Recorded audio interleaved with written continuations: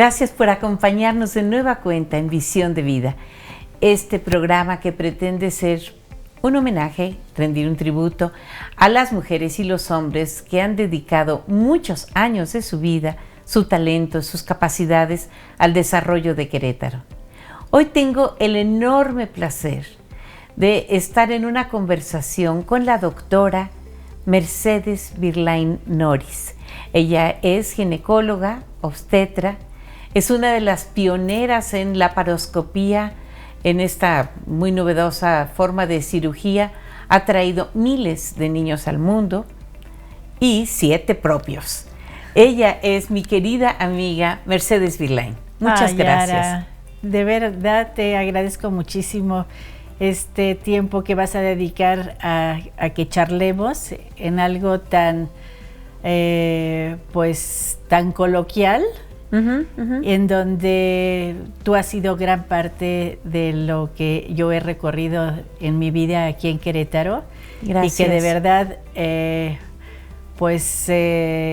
conociendo tu capacidad y conociendo la trayectoria, te agradezco muchísimo que me hayas elegido para que yo pudiera hablar acerca de la mía, de mi trayectoria, ¿no? Creo que pues el ser humano tiene como un fin último, dejar algo de lo que pudo haber hecho durante la vida. Y creo que por eso acepté el que platicáramos así y esto se pudiera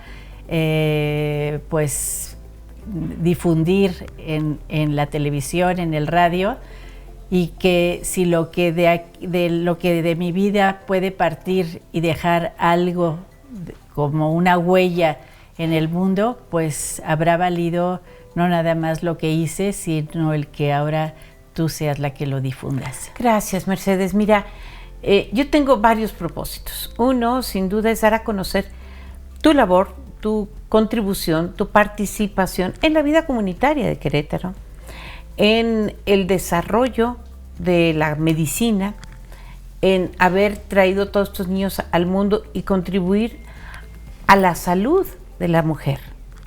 Desde las jovencitas que llegan a tu consultorio o en diferentes programas en los que tú has contribuido, hasta las personas mayores.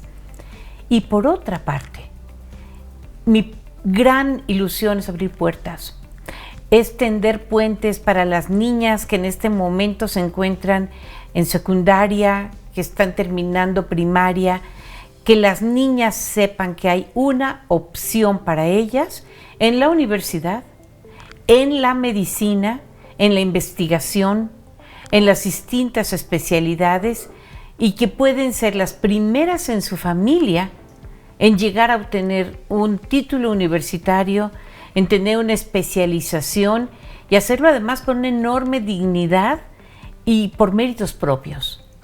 Eso sería formidable, que alguna chiquita o sus mamás, sus abuelas, sus tías que nos están viendo, las impulsen a que sigan el camino del estudio, como tú lo hiciste. Sí, ahora la situación mundial ha cambiado mucho y a través de la globalización, la tecnología, el conocimiento pues de cómo viven en cualquier rincón del mundo a través de las redes, ¿no? De saber cómo trabajan, cómo se desenvuelven, qué tecnología tienen.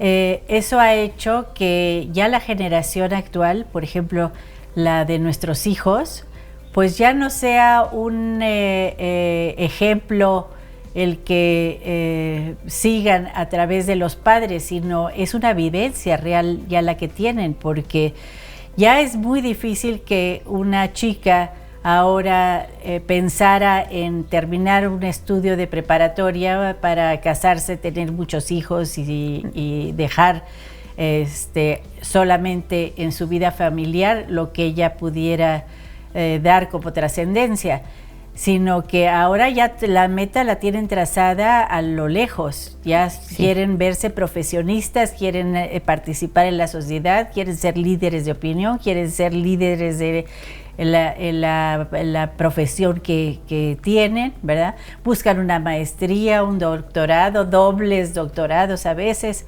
Entonces, ahora es ya parte de la vida y de cómo han los jóvenes absorbido de que tanto el hombre como la mujer tienen un papel relevante en la vida o en su sociedad, y que la búsqueda de la superación, de tener un título universitario, de trabajar, de innovar, de hacer, pues prácticamente es de conocimiento de todos.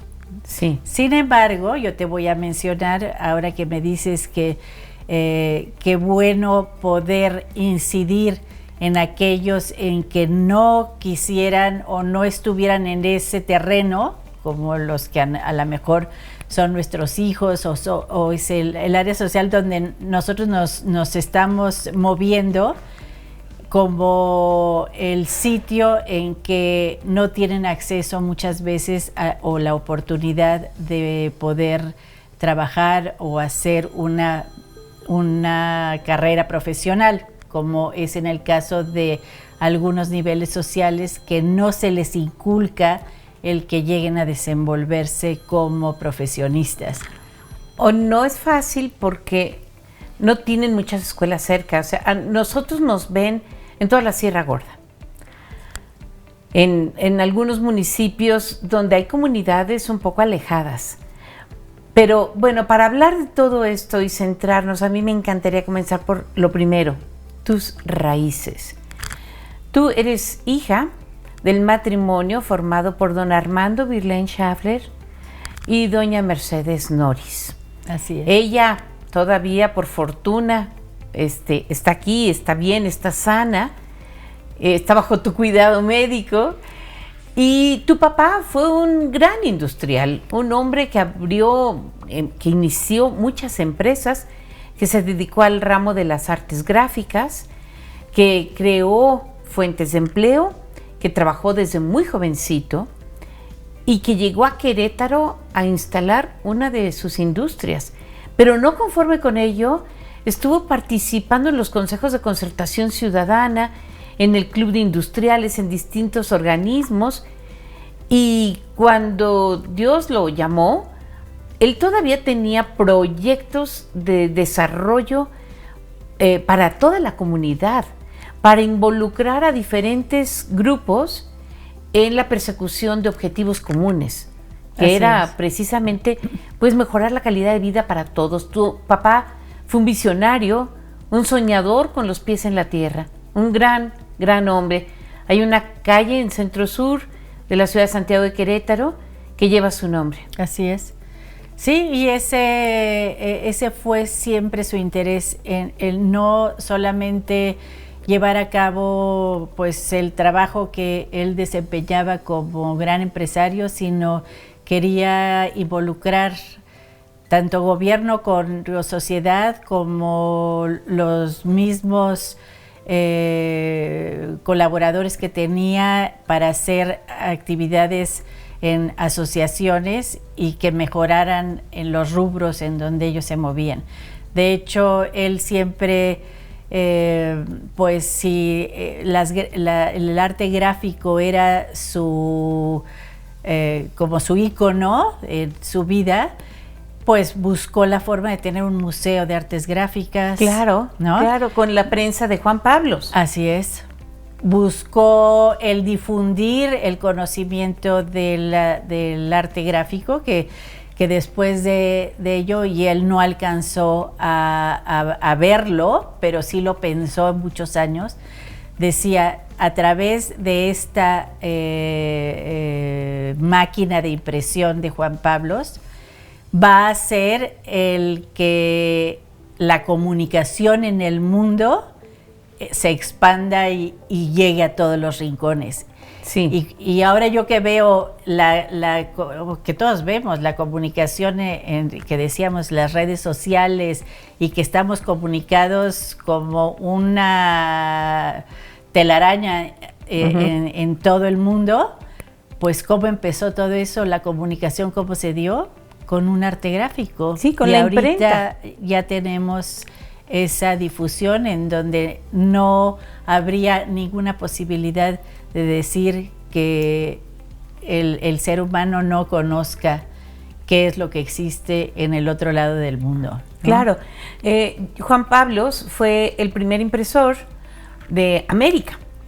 Entonces llegó esta prensa a la Ciudad de México y gracias a ello, pues en México se hizo la primera imprenta de este continente. Nosotros, México tuvo imprenta antes que los Estados Unidos, antes que Canadá, antes que cualquiera de los lugares de América del Sur. Y con ello, con los libros, con los incunables americanos, comenzó la difusión pues del conocimiento, de la sabiduría. Claro, también los frailes que llegaron desde las primeras expediciones de Hernán Cortés, Sí. traían sus libros, pero muchas veces eran cuestiones teologales. Y llegaron también los artistas, llegaron los constructores, los expertos en hidráulica, en caminos, en economía, en agricultura, trajeron animales. Pues debió haber sido un tiempo de pues, casi de hechizos, un tiempo de asombros, ¿no? El tiempo de Por la, supuesto. de la época de Juan Pablos. Cuando leemos la historia, vemos cómo representan pues la sorpresa que les daba tanto a los españoles a ver a los indios con penacho, como los indios con penacho ver a esos hombres barbados, grandes, El caballo. Sí, Sí. entonces... Bueno, sí, es una larga historia esa, pero volviendo a esa situación que me decías que era un gran emprendedor, pues creo que su emprendedurismo abarcó todas las áreas de donde él podía actuar, ¿no? Y el arte gráfico no nada más lo difundió, sino que trabajaba con él, buscaba la historia de él, trataba de que existieran grupos que dentro de esas artes gráficas o los litógrafos o los impresores de México y del mundo pudieran lograr trascender llevando a cabo una serie de innovaciones en las mismas impresiones. De hecho, algo que pues yo siempre les relato y con tristeza fue que antes del 94, cuando se planeaba lo del Tratado de Libre Comercio, a él le preocupaba mucho el que México no iba a ser competitivo con los Estados Unidos y Canadá por el hecho de que no estaban preparados con el equipo y la tecnología que se tenía en estos otros lugares, ¿no? Entonces, me acuerdo que él le preocupaba muchísimo y cómo vamos a poder competir. Va a llegar un momento en que las impresoras nacionales no van a tener forma de trabajar para exportar porque no van a poder dar la cantidad o la demanda que se les va a estar pidiendo. Entonces él dijo, voy a ir a Alemania y voy a traerme la máquina que además de ser de 5 colores, va a tener 5 funciones determinadas. Entonces me acuerdo que llegó como si hubiera llegado aquí el Titanic. Lo trajeron, lo armaron en su fábrica, y una extensión gigantesca en donde el primer módulo solito pasaba los cartones, al siguiente módulo en donde los imprimía, al tercer módulo en donde le ponía las 5 pinturas o los 5 colores, al cuarto módulo en donde los troquelaba, el otro los suajaba y el último los ponía casi en la caja para que los pudieran distribuir. Entonces disminuyeron el número de empleados y aumentaron la eficiencia y la productividad. Eso le costó muchos millones de dólares.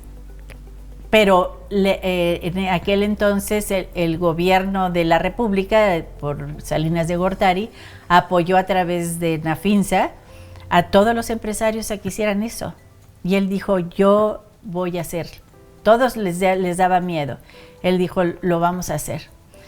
Cuando sucede lo del error del 95, evidentemente viene todo el problema de la economía y él no puede sostener lo que tenía que pagar en los créditos que había obtenido para comprar las máquinas con lo que de alguna forma estaban produciendo, aunque era suficiente, pero no lograba equilibrar los gastos. Y como él, pues muchos empresarios quedaron fueron varados, digamos, en aquel escollo, en aquella dificultad. Él era hijo de un catalán y nieto de alemanes. Así es. Uh-huh. Mi abuelo nació en Lloret de Mar, en Cataluña, en Barcelona, y el papá de mi abuela nació en Alemania. O sea que tú tienes, digamos, una mezcla de sangres. Sí. Tú vienes por el lado Vilain, de alemanes, de catalanes, y por el lado Noris. Mi abuelo era mexicano, él era sinaloense, por parte de mi mamá, pero mi abuela sí era italiana. De hecho, sus padres se vinieron en aquel momento también de la guerra, llegaron a Nueva York, de ahí pasaron a Nueva Orleans y por azares del destino terminaron en Nuevo Laredo, Tamaulipas. Y ahí fue donde mi abuelo conoce a mi abuela, que venía de padres italianos, que en ese transcurso ellos murieron y mi abuela se quedó con sus abuelos que no hablaban ni siquiera español. Entonces esa rama pues prácticamente se perdió en su totalidad. Quedó mi abuela, después mi abuelo mexicano, y pues ya todos los demás resultamos ser mexicanos. Todo esto nos habla pues de las dificultades que tuvieron nuestros antepasados migrantes, nuestros antepasados que lucharon, que trabajaron, que se esforzaron y que fueron dejando su trabajo en distintas partes. Esto lo heredó tu papá, que también en los últimos años estuvo muy preocupado por la movilidad. Él encabezó el Consejo de Concertación Ciudadano de Movilidad para estudiar las rutas de los autobuses urbanos, la cantidad de tráfico, los coches en distintas vías de comunicación en el estado de Querétaro. Y al morir tu madre hizo algo que a mí me parece de un enorme valor y de su entrega hacia el estado de Querétaro, que es que ella asumió esta presidencia de este Consejo de Concertación Ciudadana. O sea, continuando la labor de su marido. Ustedes fueron, de hermanos, ¿fueron 5 hermanos? Sí. 4 varones y tú. Así es. Los hermanos son Armando. Después soy yo. Tú. Después es Joaquín. Después es Carlos y Eduardo. Y cada uno ya con sus familias, con sus proyectos, con sus trabajos, incluso en diferentes países. Así es. Hoy en día. Joaquín, mi hermano, a los 18 años se fue a vivir a España. Uh-huh. Y ahí es donde todavía reside. Carlos también se fue a Canadá. Se fue hace 20 años a vivir a Montreal. Y ahora con lo de la pandemia pues pensado en que probablemente se regrese a México, dado que las condiciones sanitarias exigieron demasiado allá en Canadá. Tú habrás oído todo el lo confinamiento y todo. En confinamiento, y era una situación que ya era muy difícil de que los jóvenes, sus hijos, acataran todo ese tipo de restricciones, sabiendo que aquí la familia, pues estábamos viviendo una situación diferente, ¿no? Y mucho mejor clima. No, eso definitivamente. Es una ciudad muy bella, Montreal, pero el clima... El vivir 6 meses casi debajo de la nieve, sí resulta ser muy, muy pesado. Entonces, Mercedes, tú naciste y creciste en la Ciudad de México. Allí fue tu formación primaria, secundaria, prepa, la carrera de medicina. En aquel la tiempo, especialidad de ginecología en el Hospital Español.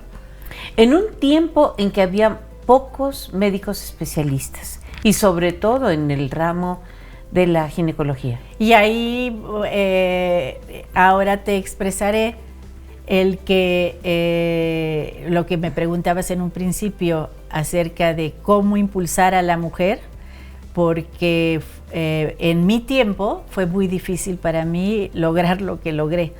Y te voy a decir por qué.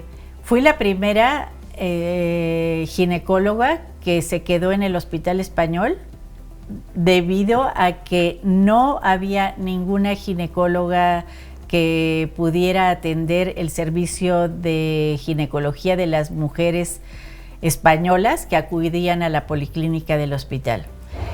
Eso por petición de mi mentor, que fue el doctor Alfonso Álvarez Bravo, en el cual me dijo, necesitamos una mujer para esta área, que nunca hemos podido tener una ginecóloga aquí en el hospital. Entonces, no nada más fue difícil que me aceptaran los hombres que estaban en la especialidad, sino me fue muy difícil poder actuar como ginecóloga y que la gente, porque las españolas sí les gustaba el que las atendiera una mujer, porque ya estaban acostumbradas de que ahí la medicina también la participación de la mujer era muy común, pero en México no. De hecho, yo tuve mucho éxito y mucha clientela los primeros años que viví ahí, 3 años después de que fui ginecóloga. Tuve mucha clientela porque puse mi consultorio en la colonia Polanco, a la vuelta del Hospital Español, y sin querer... ¿Tu clientela fueron judías? No. ¿No fueron judías? No, sin querer el que buscaran las pacientes una ginecóloga en el área de Polanco era lo que les importaba, porque me habían puesto en el nombre doctora Mercedes de López. O sea, nadie sabía que era la doctora Virrain. Sin embargo, cuando llegaban conmigo, ¿quién te refirió conmigo? Pues la sección amarilla.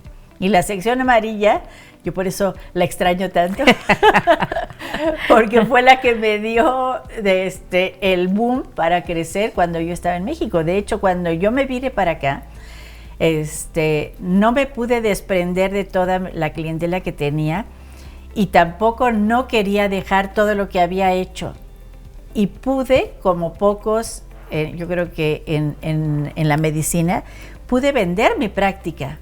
O sea, yo dejé mi consultorio hasta con los lápices, y llegó otra doctora y se sentó en mi lugar y empezó a trabajar y atender a mis pacientes, porque a ellos lo que les interesaba era una mujer. Y ahí es donde te digo que tú has abierto muchas y muy valiosas puertas. Gracias por continuar con Visión de Vida. Estamos en una conversación muy interesante con la doctora Mercedes Virlain Noris, quien es ginecóloga y obstetra. Ella radica en Querétaro desde hace más de 34 años.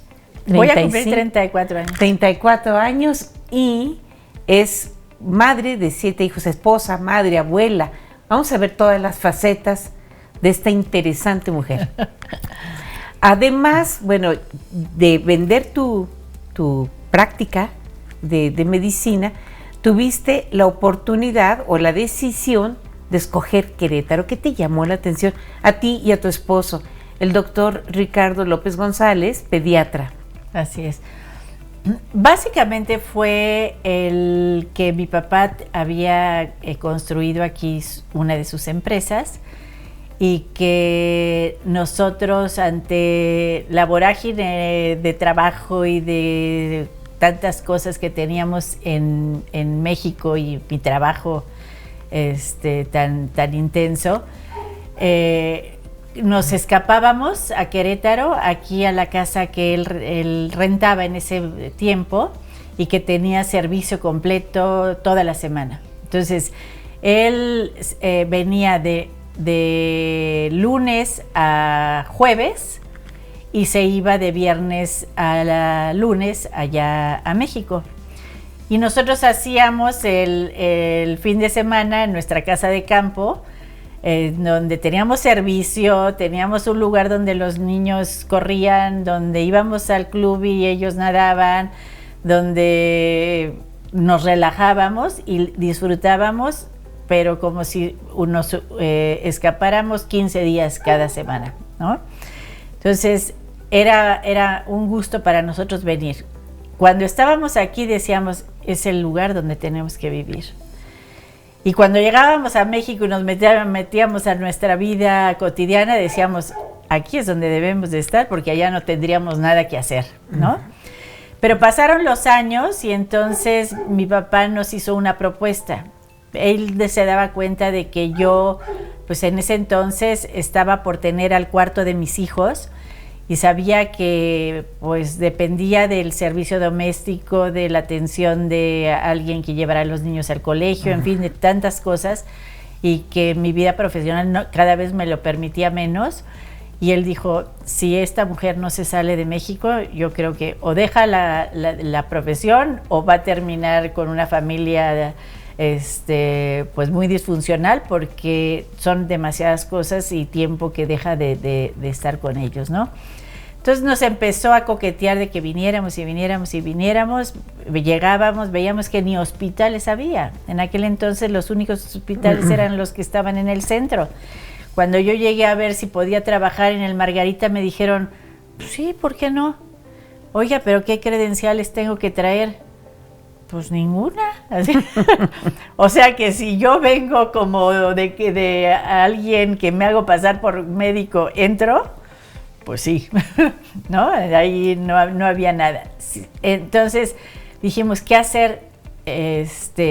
Hay que tratar de hacer una clínica para nuestras necesidades profesionales. Y fue cuando, y ahí te conocí, Ara, cuando pusimos un piso aquí en la calle de Las Torres, y habilitamos todo para atender a las pacientes de parto, para hacer algunas cirugías, para dar nuestra consulta, para darles otro tipo de servicios que estábamos acostumbrados en México a tener y hacer, y aquí no lo teníamos, ¿no? Y así fue que entonces nos dijo él, pues ¿qué les parece si yo les consigo un lugar? A ti, Mercedes, te regalo esto como parte de lo que en tu vida vas a recibir de tus padres, y habilítalo y haz la clínica que quisieras tener para que se vengan a vivir acá. Y así lo hicimos. Y desde que llegamos para fortuna de fue Querétaro. Algo bellísimo. Fue muy innovador, fue muy comprometedor para, no nada más para nuestra profesión, sino para los servicios que nosotros dábamos, porque ni siquiera el edificio estaba habilitado para una situación médica, ¿no? Pero bueno, al ver que estábamos mucho mejor, aunque no era un área en el piso destinada para un hospital, pero sí tenía las características y los protocolos necesarios en la salud que tenían que cuidarse para la seguridad de las pacientes obstétricas y las pediátricas, ¿no? Entonces, de 1988, ustedes se establecieron bien. 87. El 6 de agosto llegamos aquí, y desde esa época hasta ahorita. Y te volviste queretana de corazón, preocupada por la calidad de vida, por la justicia, por abrir nuevos espacios para los jóvenes, porque hubiera un gobierno de calidad, porque los principios, valores y virtudes que han sustentado tu pensamiento, pues fueran transmitidos no solamente a tus hijos, a tus 7 hijos, que son muchachos trabajadores, entusiastas, exitosos, que logran lo que se proponen, que se fijan metas y las alcanzan, que están sanos de mente, de cuerpo y de espíritu, que son personas entregadas a los proyectos. Pues afortunadamente sí, Ara. Y a veces digo yo, con esa pues ritmo de trabajo que llevé siempre y que de alguna forma fui ausente en muchos de los momentos de mis hijos, que cualquiera pensaría, bueno, pues esta mujer prácticamente se la pasa trabajando y los hijos ahí volando, ¿no? No, en realidad no, nunca los dejé volando, sino siempre me comprometí en que primero que nada estaban mis hijos y después ya sería la profesión. Pude, afortunadamente, por las comodidades que me brindaba donde llegué a vivir y donde hice la clínica, involucrar a mis hijos sin que estuvieran prácticamente conmigo, pero sí tenían áreas en donde yo podía estar al tanto de ellos y pues cuidándolos, estar al tanto de sus tareas, exigirles disciplina, respeto, que no interviniera para nada en el sitio donde yo estaba trabajando. Y eso de alguna forma a ellos les dio el conocimiento de que yo tenía que trabajar, que era parte de mi actividad, y aceptaron al fin y al cabo esa situación. Bueno, ellos ya nacieron de una doctora, ya tú eras una doctora cuando nació tu primer hijo, ¿sí? Y los siguientes 6. Sí. Y ellos han alcanzado, como decíamos, todas sus metas profesionales, han estudiado sus carreras con enorme éxito en México y en el extranjero, y ahora pues te han dado... ¿Cuántos nietos? 11 nietos. 11 nietos, ¿no te parece maravillosos increíble nietos que tú miras hacia atrás y como que la vida se ha ido en un suspiro? Sí, sí, se ha ido en un suspiro, y cuando los ves que ya no son nada chicos, ya mi hijo, el mayor, va a cumplir 43 años el próximo mes, te das cuenta de que pues a pesar de que se ve como un suspiro, cada uno tiene una escultura que se ha ido haciendo a lo largo de los años y que ha costado trabajo. O sea, ya lo creo. Que se ha invertido tiempo y que de alguna forma pues ha dado frutos, ¿no? Ya. Tu amor por las artes. Pintas, cantas, o sea, has dedicado tiempo, sí, pero has dedicado tiempo desde niña a la pintura, por ejemplo, al conocimiento de las técnicas. Has hecho desde dibujo hasta pintura. En la pandemia estuviste haciendo un poco de abstracto. ¿Te acuerdas? Sí. Que sí. Bueno, de chica, desde los 9 años, mi mamá le pidió a una maestra, era una ancianita, como nosotros la veíamos, de la Academia de San Carlos en México, le encargó que nos diera clases de pintura. Ella estaba en mala situación económica y la forma de que la pudiera apoyar era a nosotros enseñándonos.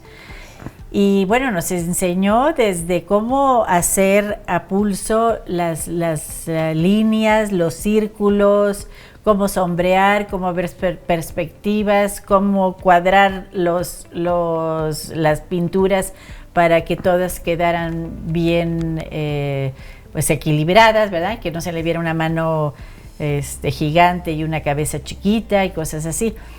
De hecho, a mí me gustaba muchísimo, nada más que en el momento en que ingresé a la facultad, pues ahí se me vino abajo el gusto por el tiempo, que ya no podía ser posible que lo invirtiera en la pintura. Pero de hecho tengo muchas de mis pinturas. Ahora que remodelé mi casa, saqué una cantidad de dibujos que me hicieron los grandes recuerdos de aquel entonces, y que pues sí, a pesar de que fue hace muchos años, sí como dices tú, se fue en un suspiro. Y ahora estoy revirtiendo el todo canto? eso. No, y el canto, bueno, También. el canto fue una de mis ilusiones en la vida, que yo, la voz que tengo es malísima, nunca fue educada ni nada, pero me encantaba llegar a reuniones y ver que los que cantaban, los que tocaban, eran el centro de reunión y que yo tenía que meterme entre 15 voces para que medio disimulara, ¿no? Y cuando iba a cumplir 50 años, decidí de que el día de mi cumpleaños yo tenía que cantar alguna canción y que tenía que prepararme para ello. Entonces elegí a una maestra que ahora todavía sigo en contacto con ella, la maestra Arcila, y yo acudí a ella para que me diera clases, pero así como que llegar con una ranchera, con una zarzuela. No, eso no era lo que yo quería. Yo quería una ranchera, una romántica. Yo te vi cantando zarzuelas. Hasta de banda casi hubiera querido. Pero me recomendaron a la maestra y la maestra me puso a vocalizar y me puso a la música clásica, a ser casi soprano. O sea, yo no soy soprano, pero a los vocalizos de mezzosoprano. Y ay, maestra, es que yo quiero cantar el día de mis 50 años. Sí, dije, yo te voy a poner, te voy a preparar, pero para eso necesitas las vocalizaciones y necesitas el conocimiento de las notas y necesitas una cantidad de ejercicios para la garganta. Pues me la pasaba en el vocalizo y en el estudio, y cuando tuve que cantar el día de mi cumpleaños, empecé con Muñequita Linda. No, bueno, imagínate, de María Grieber. Sí. Cuando quiero, dijiste. Cuando me oye mi mamá, dice, no, hombre, Mercedes, te debieron de haber puesto la patita, pero ¿cómo es posible que después de no cantar nada llegues y cantes hasta la de María Grieber de Quiero, dijiste? Pero bueno, de ahí seguí entrenando la voz, y te puedo decir que para nada canto bien, pero por lo menos ya entono, ya puedo entrar en algún solo sin que haga esos numeritos que hacía previamente. Entonces, ahorita que hablas de doña Mercedes, tú fuiste su regalo de Día de la Madre. Sí, nací el 9 de mayo. El 9 de mayo. Como entonces, Ricardo, mi hijo, fue el regalo de madres para mí. Ricardo, mi hijo, y yo tenemos la misma fecha de nacimiento. Tu primer hijo, y tú fuiste la única niña de doña Mercedes, ambos regalo de Día de las Madres. Sí. En mayo, justamente, en un mes lleno de flores, ya con calorcito, sí, en un mes precioso. Es un mes para muy, nacer. Muy lindo, sí. Pues ahora, bueno, ya no, porque ya terminaron todos los festivales de Día de Madres, pero mi cumpleaños durante por lo menos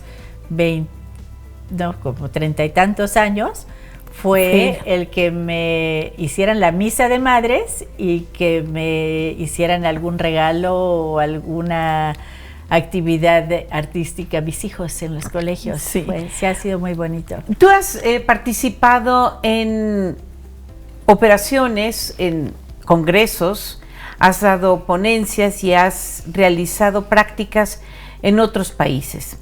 Y durante la pandemia me comentabas que considerabas la posibilidad de tener una especie de, un poco de jubilación, de retiro, considerando que podías viajar a otro país, participar en algún programa educativo para médicos, para especialistas, o estar trabajando en un hospital de otro lado durante un tiempo y luego regresar a México. Y como que yo sentí que en ese momento tu perspectiva de tu futuro era internacional, era de poder viajar. Pues eso es lo que estoy tratando de forjar. El cambio ha sido dramático en cuestión de que esa situación se puede concretar, porque ahora es raro la tarde que me paso sin dar una consulta en línea, o sea, a través de un Zoom.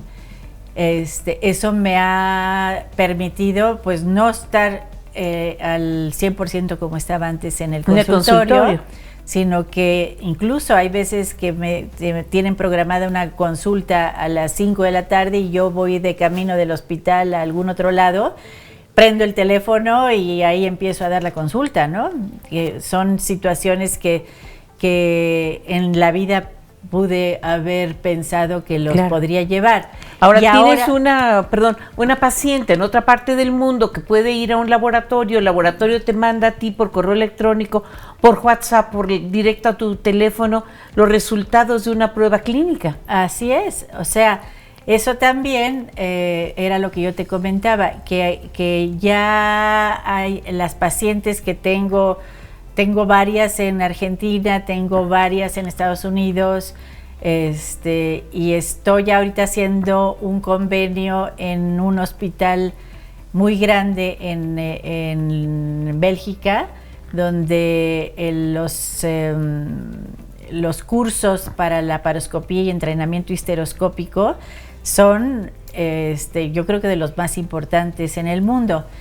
Entonces estoy con ellos platicando de la manera de cómo puedo yo participar en la instrucción de los alumnos o de los médicos que están incursionando en la laparoscopía para que desde México yo pueda estar participando con ellos. Sí, ser su maestra, ser su instructora, darles los conocimientos, transmitir lo que tú has aprendido en tantos años. Sí, y sí se va a dar, y va a ser algo muy bonito porque ellos planean que al término de cada uno de los cursos, que a veces se llevan 6 meses cada uno de ellos, tengamos 5 o 6 días de trabajo presencial, en donde yo tendré que acudir para estar en el quirófano esos 6 días haciendo lo que fueron entrenando durante los 6 meses anteriores. Y ahora acabo de conveniar con la directora de la Escuela de Medicina de la Anáhuac de Oaxaca, que Ricardo, mi esposo, ya ves que es el director de la Escuela de Medicina aquí de la Anáhuac.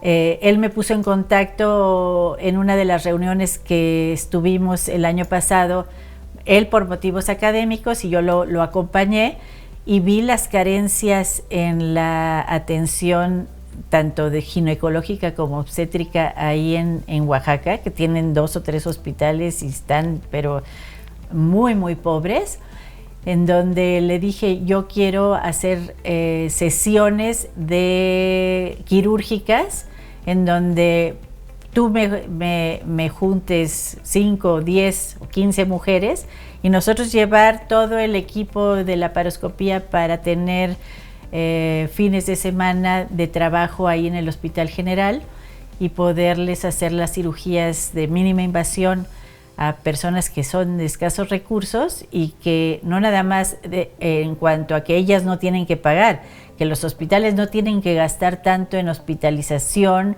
en necesidades de medicación durante 2, 3, 4, 5 días, como sucede cuando las operan con una técnica tradicional y no es laparoscópica, ¿no? Sí. Entonces están muy entusiasmados y yo estoy más entusiasmada aún porque creo que pues ese servicio que a mí me encanta hacerlo, lo voy a hacer de manera altruista y como siempre he dicho, siempre el altruismo trae consigo una cantidad de beneficios y de éxitos que hacen grande a una persona cuando se inclina a dar a los demás lo poco que uno tiene, ¿no? Que en tu caso es mucho, porque tú eres una doctora muy especializada que además tiene una experiencia vasta.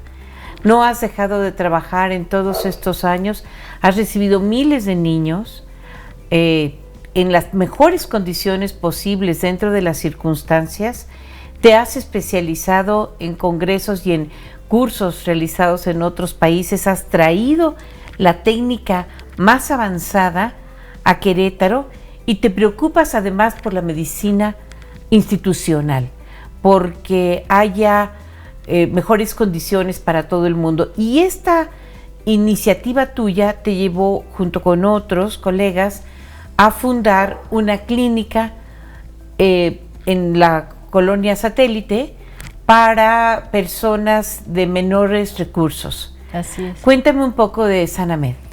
Esa clínica se ideó con el fin de acercar a la comunidad, a los pacientes más desprotegidos, una atención médica de alta especialidad a costos muy convenientes. Tan fue así que desafortunadamente eso nos hizo que las cosas no funcionaran de lo bien que nosotros esperábamos. Hicimos una clínica con todo el lujo y las características que podemos nosotros darles. Yo trabajo en el Hospital Star Médica y yo decía, quiero que las pacientes que no tienen los recursos, así como vienen aquí las que sí lo tienen, vayan a esa clínica, que se sientan que se les está dando confort, elegancia, limpieza, atención, hasta amabilidad, ambientación, todo, ¿no? Sí, laboratorios y también rayos farmacia. X, sí, teníamos todo. Pues fue difícil en un principio porque la gente no quería llegar al lugar. Decía, esto debe de ser demasiado caro y prefiero ir a la farmacia del ahorro o a cualquier farmacia que ahí me den una receta. Después de que sí logramos atraerlos, a pesar de que nos costaba trabajo, nos costó mucho trabajo el que los doctores tuvieran la misma ideología que teníamos nosotros.